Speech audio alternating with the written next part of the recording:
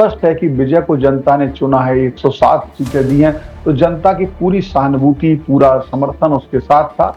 तो इन दलों को अगर समर्थन देना है तो उसे 6 महीने कम से कम काम करने का मौका देना चाहिए, उसके बाद आप डिसीजन लीजिए। बंगाल में तो सर सब कुछ ठीक है, सब कुछ साफ है और अगले 20 से 30 मिनट में वो तस्वीर भी आएगी जहां पर हम देखेंगे कि एक इतिहास बनता नजर आया बंगाल की मिट्टी पर। लेकिन तमिलनाडु जिसको लेकर बड़ी चर्चा थी और बंगाल से ज्यादा बात हो रही थी कल शाम तक, क्योंकि लगातार ये उठापटक का दौर जारी था जहां पर कभी विजय राज्यपाल के पास जाएं तो कभी राज्यपाल नाराज रहें, राज्यपाल अनुमति ना दें उन्हें सरकार बनाने का, सीएम बनने का। और एक बार फिर तमाम पार्टीज का समर्थन, सीपीआई था उसमें, सीपीआईएम थे, इसके अलावा वीसी के जैसी पार्टी ने भी समर्थन दिया, कांग्रेस सबसे पहले समर्थन दे चुकी थी। पर अचानक ऐसा क्या हुआ कि अभी भी बहुमत के आंकड़े से 2 संख्या पीछे नजर आ रही है? कब तक सर ये थ्रिलर सस्पेंस देखने को मिलेगा तमिलनाडु में?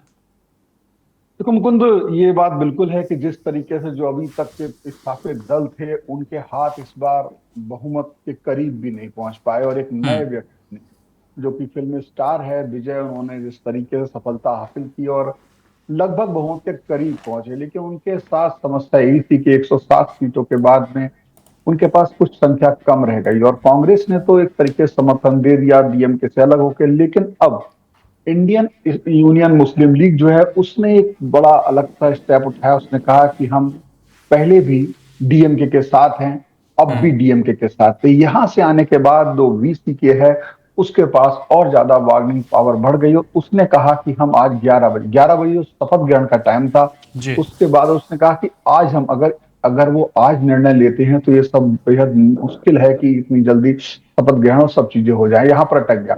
और जैसा कि आपने कहा राज्यपाल की बात, तो राज्यपाल, ये सीधी सी बात है, जहां पर बीजेपी की सत्ता, हम कई बार देख चुके हैं, जहां पर बीजेपी की सत्ता की थोड़ी सी भी संभावना होती है वहां पर ये राज्यपाल की बात करें, केंद्र में जिसकी सरकार होती है, मैं ऐसे कह सकता हूं राज्यपाल कई बार उसके पक्ष में काम करते देखे जा सकते हैं। महाराष्ट्र में हमने देखा बीजेपी के पास सत्ता का नहीं गिनती थी, उन्होंने फडणवीस को मुख्यमंत्री पद के लिए दावत भी दे दी और बाद में उन्हें छोड़ के भागना पड़ा। लेकिन अब आप तमिलनाडु में वो स्थिति अगर आ रही है तो फिर क्या कहा जा रहा है कि आप पूरी संख्या लेकर के आइए, और यहाँ पे सीवीके ने अब मांग कर दी है कि उन्हें उप मुख्यमंत्री का पद चाहिए। देखिए राजनीति कितनी अजब हो रही है, क्योंकि 4 सीटों की यहाँ पर कमी पड़ रही है। इंडियन यूनियन मुस्लिम लीग अलग तरह का राग अलाप रही, उस बीच सीवीके अपना रास्ता देख रही है। 2 विधायकों के दम पे उसे उप मुख्यमंत्री का पद चाहिए, और बात ये लोग करते हैं इस तरह की राजनीतिक आदर्शों की। उनका कहना है कि अगर ऐसा होता है और ये होता है, वो होता है, तमाम आंकड़े बता रहे हैं, तो हमारे जो पूरे प्रदेश से हमारी जो हमारे कार्यकर्ता हैं, हमारे लीडर्स हैं, उनसे ऑनलाइन एक मीटिंग हुई है। वो ये कहना चाहते हैं कि हमारी जो आइडियोलॉजी है, उस आइडियोलॉजी के हमारे जो समर्थक हैं वो नाराज हो जाएंगे। सोचिए 2 विधायकों का दल है और वो इस समय शर्त रख रहा है उप मुख्यमंत्री के पद की।